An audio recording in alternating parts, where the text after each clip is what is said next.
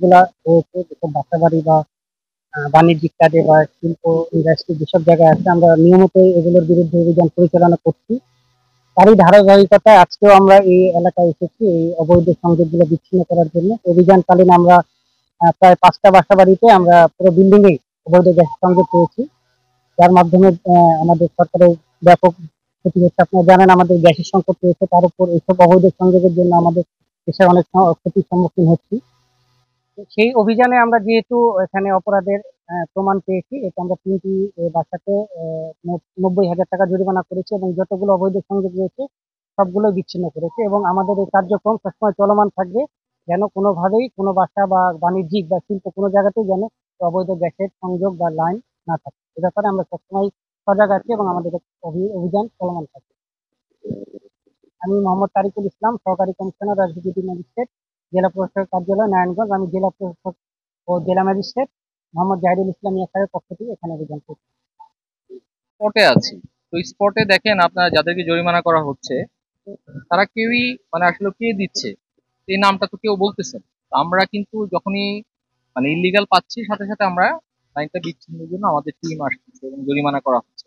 এবং আপনারা জানেন আমরা রেগুলার মামলাও করা হচ্ছে, অভিযোগ করা হচ্ছে থানায়।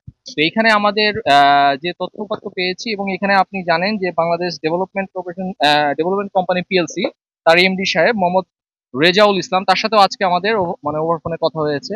তো তাকে এইটা আজকে আমাদের তৃতীয়বার অভিযান। তো তাকে যখন জানানো হলো যে আপনার এই জায়গাটাতে যে এরকম অবৈধভাবে লাইন স্থাপিত হচ্ছে, আপনি তো responsible, it is still under development, under construction. তো বলেছে আমি এরপর থেকে এটা আরো সজাগ হব, এবং যদি এখানে যদি কোনো সিকিউরিটি ইস্যু থাকে সেটাকে আরো স্ট্রেনথেন করবো, এবং ভবিষ্যতে এটা হবে না সে এটা জানিয়েছেন।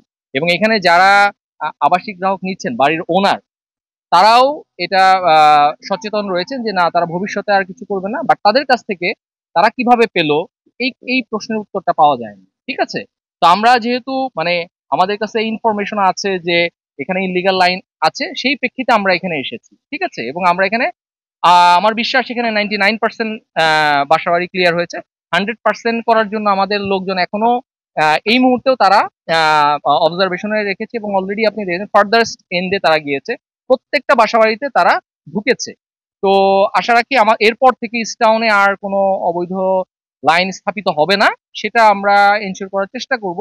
এবং এখানে যে কোম্পানির যে এমডি সাহেব, তিনিও বলেছেন যে আমি বিষয়টি অবগত হলাম, আমাকে জানানো হয়নি, তার এমপ্লয়ি তাকে জানায়নি, এটাও উনি বলেছেন।